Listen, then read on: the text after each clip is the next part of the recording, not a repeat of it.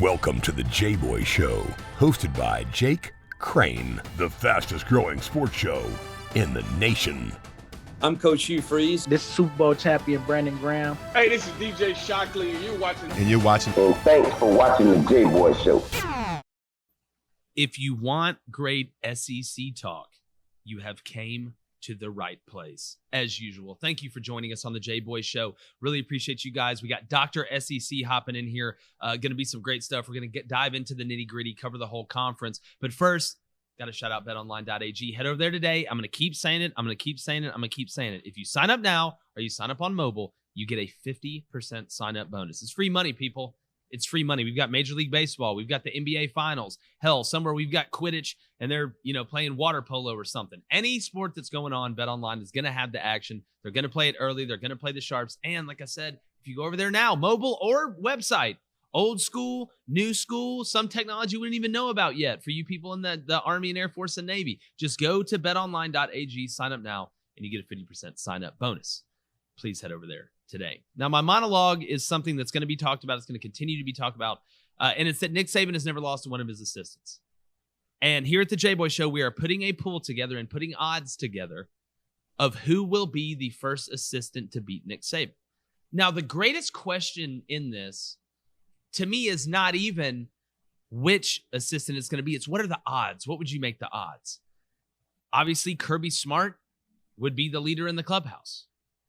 I'd put Jimbo Fisher next. You look around the rest of the conference, Ed assistants, this, that, and the other. Right now, I just don't see it. Dan Mullen was an Urban Meyer disciple. Then you look out of the conference, Mario Cristobal. Now, you could say Ole Miss and Lane Kiffin. I understand that. But Ole Miss's defense has to get a whole hell of a lot better in a hurry. And eventually, if Nick stays in it long enough and Kirby doesn't beat him, and somehow Jimbo doesn't, would not be shocked if Lane did. Or if Lane took another job in the SEC at maybe a little more high-profile place. Sorry, Ole Miss, no disrespect. Mississippi State just won the Natty in baseball. I understand. I'm trying to give you some credit here. But I think you got to have Kirby as a leader in the clubhouse. And you know what? I think this is the year. I think Kirby beats Alabama in the SEC championship to become the Dragon Slayer, to become the Buffy of the SEC, because I'm not going to do the dude from Twilight. I'm not wasting my time on that. I can't even remember his name. I think it's like Edward or Donovan or something like that. But I really think it's going to be Kirby Smart, and I think it's going to happen this year. Let us know what you think. We're going to get a graphic made. We're going to put it out there, and we're going to play a game of Pick'em. Who do you think? And again, you can go outside the conference. You can look around, but I'm telling you, it's going to be Kirby, and it's going to be this year. All right. Let's get to Dr. Scc. That finishes the monologue, but never finishes helping win the water cooler. Let's get into it. All right, everybody. The doctor is in. Dr. Scc joining us. This has been a long time coming. Me and him have talked on social media, kept up with each other, and excited to get the doctor on. Man, I appreciate you coming on. Hey, man, I appreciate you having me on, and just excited to be a part of, I think, one of the fastest growing and most exciting shows out there. Man, I really appreciate that. Coming from you, a guy that's done it, understands it, man. We're just trying to, do our thing and get ready for this season, man. I'm just pumped that we're going to have somewhat of a normal season, it looks like, and it's a great segue. And again, look, the preseason prognostications and all that stuff, it's fun to talk about. It's great fodder.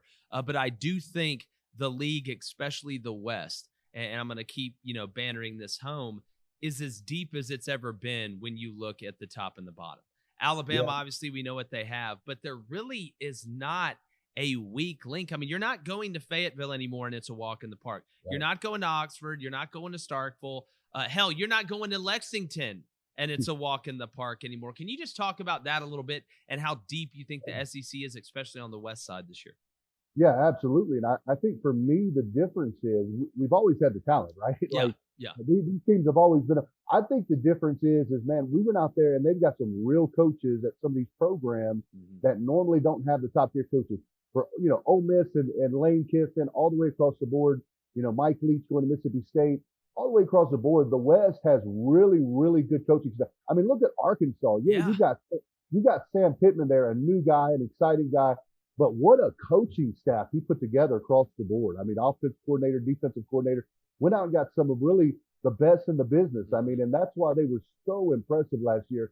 So I think the difference is where it used to be like, Nick Saban and And then you kind of had, so that right on the cusp guys. Now you've got across the board, you've got top to bottom, not only some of the best coaches in the country, but some of the best young coaches in the country. I love what Missouri did when going out, the hires they made at Missouri. Just across the board, coaching is so much better in this league today than it was 3-4 years ago. Yeah, and it's funny to even go outside of the football realm. If you look at SEC football and SEC basketball right now, the coaching depth is insane. It is absolutely insane. And, the teams are going to beat each other up. There are going to be games this year, probably more than what we think right now, of teams pulling upsets against teams you really didn't expect. And that's where I want to start. And I want to start in the West with Alabama. And when you look at them, obviously replacing a lot, but we know Nick Saban just puts the players into the machine and it spits out a ring. That's how it's been working. But I don't think they go undefeated in the SEC this year. When you look at the schedule, what's a couple teams? What are maybe a couple roadblocks you see? I mean, you've got at Florida week 3, which, I think that's a huge game for Todd Grantham and that defense in general. We've talked about Ole Miss. The Iron Bowl's always tough, and it's in Auburn this year. Just what are some roadblocks you think when you look at Alabama this year, possibly? Yeah, absolutely. And you hit it right on the head. It's this season for them is so much different. Yes, we're used to them just, reloading. But the coaching staff, start right there. Just having some of the firepower. I know they've been doing it year in and year out, but to have to keep doing it, it begins to take a toll year after year. But the big thing to me is it's those skill positions where we're normally seeing the guy replace somebody with a lot more experience behind them. Even though they were second, they were 1B, maybe even 1C, 2A, but they were right there getting some time. A lot of improving there. But this schedule, again, I think you go back to that September 18th game against Florida. I'm not a big fan of Florida, but they've got some pretty key things there. If Todd Grantham can even get that thing, even looking like a respectable defense, it's just pure embarrassing for him. I know we've always joked about third and Grantham, but last year it was first and Grantham, second and Grantham. It didn't matter. It was going to be bad across the board. But I think that the two games to me that, and of course, obviously, Auburn. Again, that's always going to be a game that's especially with the unknowns. These unknown seasons are usually where Auburn pops up and does something great. That's very true. But Ole Miss and A&M back to back. Ole Miss is going to be able to score some points. I don't think that's a doubt, even though I think this Alabama defense is going to be better. This Ole Miss offense and what Lane Kiffin can do, they're going to score some points in this Alabama team. And this Alabama team now, they're going to be 5 games into the season, but, a couple of those games for sure we don't expect to be close. The Miami game is one I kind of expect them to just ball control and just, 21-point win, never in doubt, but not really go out and open everything out as they try to break Bryce Young in. Mm-hmm. So they're not going to have a whole lot of close game experience when they get to play Ole Miss. And then backing that up with Texas A&M, to me, those 2 games right there have got to be scary if you're an Alabama fan. And just it's going to be. I'm excited, man. It's going to be a really interesting season this year. Yeah, it does feel like. And again, I say this with a grain of salt. And I picked Alabama to win the West because I think if you pick against Nick Saban, you're nuts. But it does feel like this year, especially in the West, that there is a little parity. That there is an opening for some things to be a little bit different. And one team that you just mentioned, Texas A&M and Jimbo Fisher, breaking in a new quarterback as well, even though I'm on the record saying that, I don't think that's necessarily a horrible thing. And I think Kellen Mond was a really good college quarterback. But when you look at A&M, are they a team that you can see having a chance to not only win the West, but have a chance to make the playoff? Yeah, give Jimbo Fisher some credit. It looked like he was going to be a complete bust at Texas A&M. And then all of a sudden last season, they came out, had a great season. And again, you're right about the quarterback position, but I think we've got to give, Jimbo Fisher, he's a guy that, pretty much knows how to coach quarterbacks. He's had some success with those guys. But, what we're all talking about, what we're all excited about to see is those running backs. And that ground control ability that they could have with those running backs, if you get good play at the quarterback, could cause a real problem for Alabama, because if they can really control that clock and put Alabama's back against the wall, it's going to be real interesting to see. But I like a lot what they have on defense as well. I think there's some really good players out there. I'm real high on Tyree Johnson, the edge rusher for them. Of course, obviously some of the across the board, some of the great players that they have there. But I think this is the year. If Jimbo Fisher is going to do it, this needs to be the year to do it. And I think that could be said about a lot of coaches in this league right now. This is the year. If you're going to get past Alabama, this is a good time to do it. Well, speaking of that, that's a perfect segue to ask you about Georgia, because if we're going to talk about this is the year, a lot of dogs feel like this is the year. I've picked them. I'm going to get to our little odds board on the first assistant to beat Nick Saban. But before we get back over to the West, I mean, is it as deep as it is in the West? Is it as much of a foregone conclusion as it's ever been in the history of college football that Georgia is going to win the East and the SEC? I just don't see a team. And look, it's football. We know they got guys on scholarship too, but Georgia looks head and shoulders. Shout out to Trevor Lawrence branding, but they look head and shoulders above everybody else in the East. Yeah, absolutely. I think there's one thing that Georgia has to worry about, and that is JT Daniels staying healthy. That's been my one thing. I agree. Yeah. And last year I thought, they're going to run away with the East again, 4 straight. And then somehow out of nowhere, it went from 2 potential All-American quarterbacks to a 4th-string backup. Mm-hmm. And I will say this for Georgia at the quarterback position.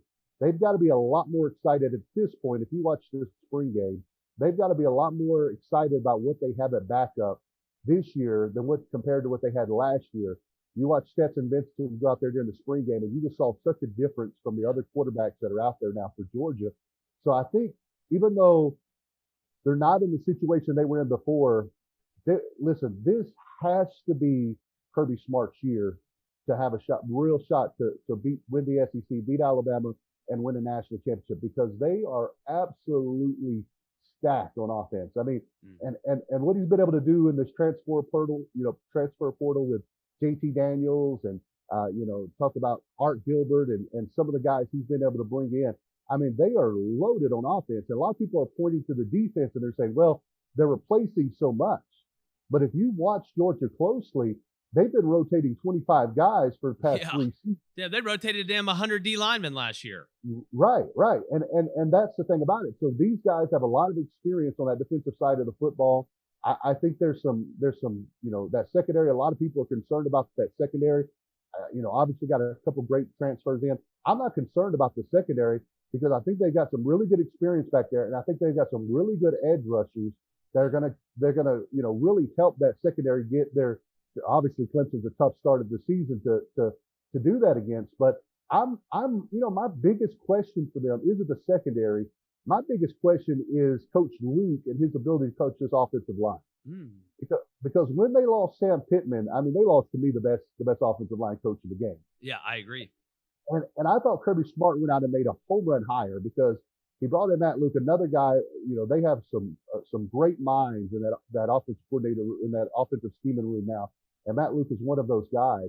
But I have not been impressed with the job that he's done at Georgia thus far. Not that he hasn't. And again, when you follow behind a guy like Sam Pittman, it's going to be tough. But that offensive line is stacked with talent, a lot of young talent, a lot of question marks there. And I think 3 or 4 games in, this offensive line should be really, really good.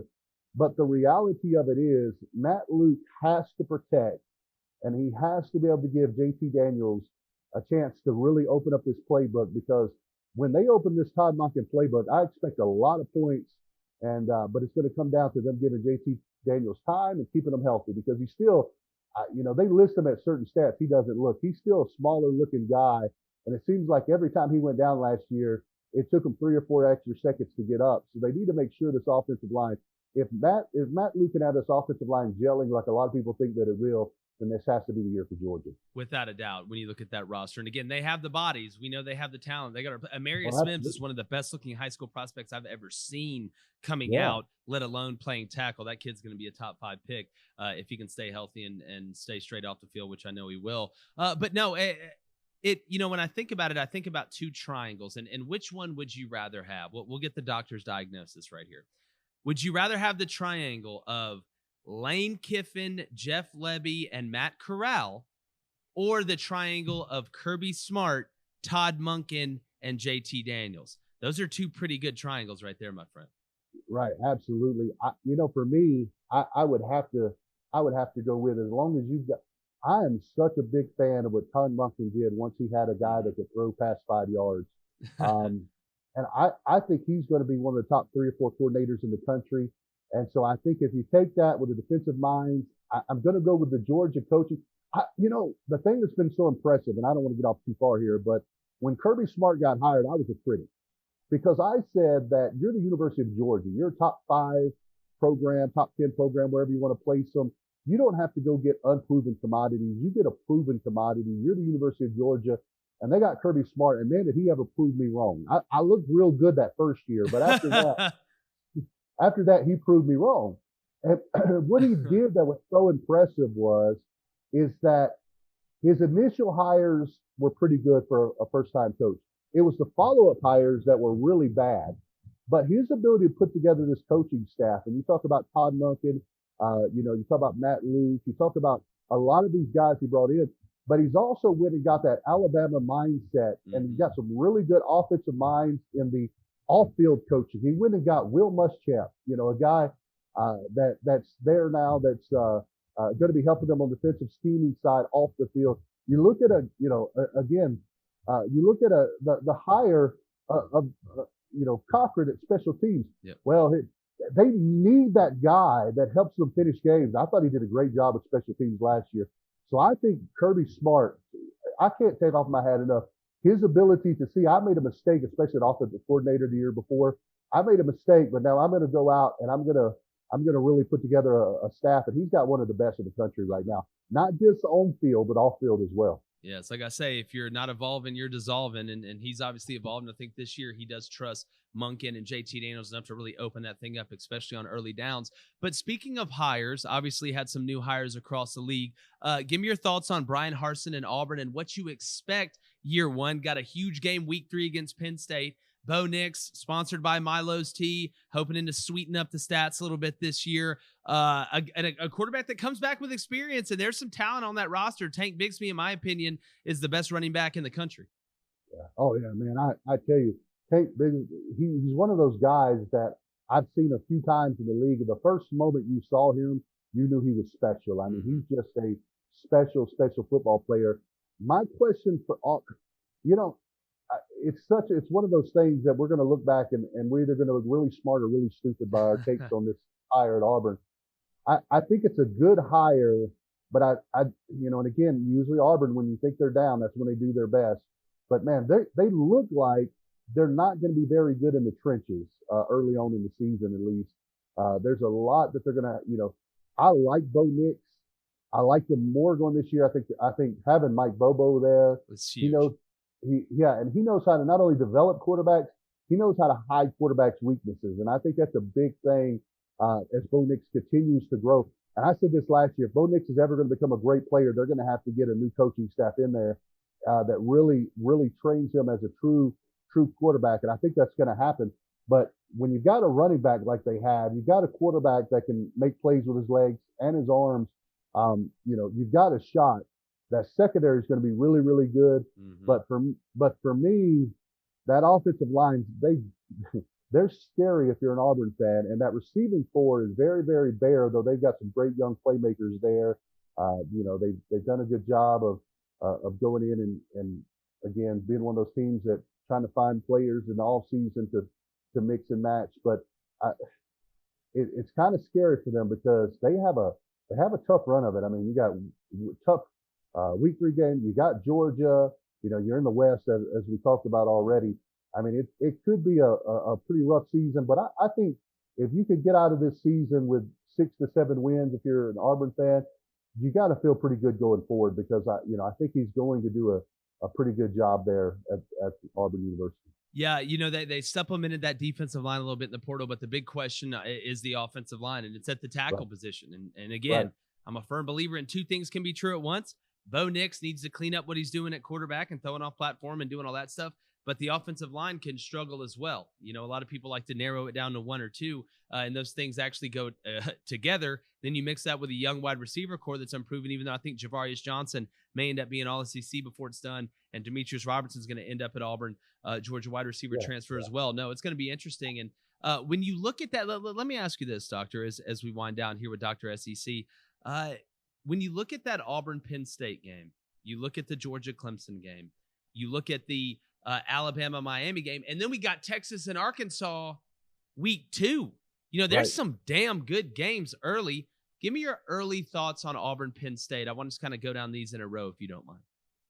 Well, that's the game that there's probably about 4 games I'm questioning right now there and which way I'm going to go. I'm probably one of the biggest believers in James Franklin that's out there as a football coach. He won at Vanderbilt, which is, you know, they should give you a position at Hogwarts for doing that. You won 18 games in 2 seasons at Vanderbilt. I mean, that's obviously unheard of. You know, I think all but 1 or 2 bowl games in Vanderbilt history prior to him being there. You know, they only had 1 or 2 bowl games, and he had them there. He had them not only there, but he had them competitive while he was there. Mm-hmm. And he's done a great job at Penn State minus last year. But I think if you look at last year, I think any good to great coach, if they had a bad season, you give them a mulligan because it was such a weird season with no spring and all of the adjustments. Who's going to be on the roster this game? Who's not?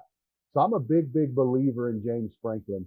But here's what I really like for Auburn is that they've got 2 games early before them that they shouldn't have much worries with. Right? Like they should be able to get through those games pretty easily, try some things out.